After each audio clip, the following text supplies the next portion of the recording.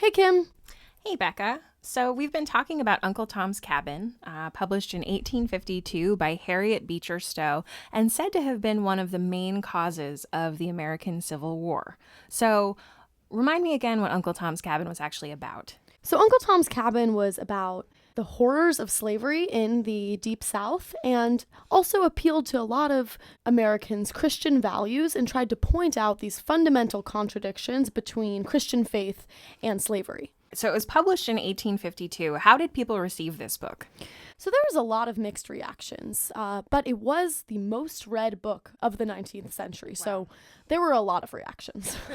And so in the North, mostly, people were reading this all the time. No matter if you were an intellectual or just kind of a 17-year-old picking up a book off a shelf, you were going to read Uncle Tom's Cabin. And a lot of the people that actually read the book were young men that would later fight in the Civil War. Oh, interesting. Okay, so this would be our book club book of the month, except this was like the Oprah's book club choice of 1852. Right? Exactly. Everybody was reading it. Yeah, there's really almost nothing like it, like not even Harry Potter, but it did have the same international scope that Harry Potter does today. So it was popular in the northern United States and elsewhere in the world. So where else was it popular? Mostly in Europe, but it was translated into over 60 languages. Wow. And this also kind of put the spotlight on American slavery. So there was all this international attention. What is going on in America and what's going to happen? So interesting. It reminds me of The King and I. If you've seen that, the woman goes to Siam and shows people the book Uncle Tom's Cabin, and they put on a version of a play based on Uncle Tom's Cabin in what would be Thailand. So this makes it this kind of international spectacle. The fate of slavery had to be somehow figured out, and everyone was watching. That's so interesting. So I'm imagining that white Southerners were not big fans of this book. So white Southerners were definitely not a fan of Uncle Tom's Cabin. And in response, there was this movement of these things called anti-Tom novels. So here's an anti-Tom novel right next to us, right over here, Aunt Phyllis's Cabin. So Aunt Phyllis's Cabin, yes, very creative name.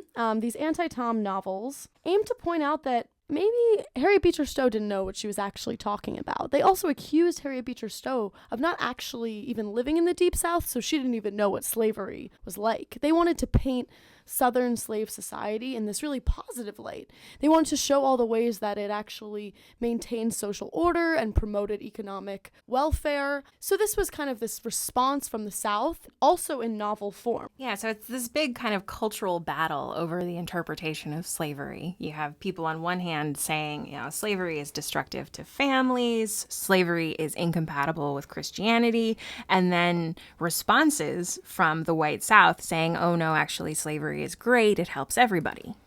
Right, so there was this kind of battle within the literary community about the peculiar institution of slavery. Mm-hmm. Which one was it? So what if I'm illiterate, right? I mean, not everybody in 19th century America was a New England intellectual who was reading Christian novels. How would I have heard about Uncle Tom's Cabin? That's a really good point, Kim. So Tom shows were depictions of Uncle Tom's Cabin in theaters around the world. And so they were oftentimes put on by abolitionist people trying to point out the issues with slavery today and end slavery immediately. So this is before there's copyright law, right? So you can just put on a show of anybody's novel if you feel like it.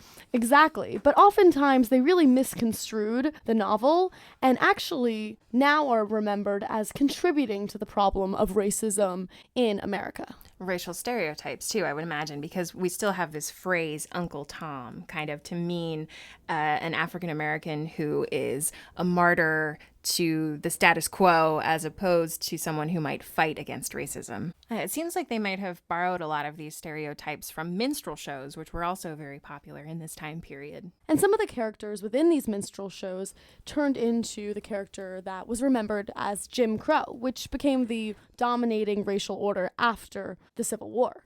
So in the civil rights era in the mid 1950s, lots of activists actually wanted to completely reject the progress that Uncle Tom's Cabin and these Tom shows had made because they actually reduced African Americans to this terrible stereotype. And so later on, this kind of idea that someone was an Uncle Tom became a racial slur, really. And they then rejected Uncle Tom's Cabin as being a tool towards racial equality and more saw it as a part of the problem. So I think the most important thing about Uncle Tom's Cabin is that it's this catalyst of really intense emotions about slavery, which in the 1850s will lead eventually to the Civil War. And, following the publication of Uncle Tom's Cabin, you'll see more and more violence on both sides of this issue. For example, John Brown, this famous abolitionist, actually goes out to Kansas and murders people.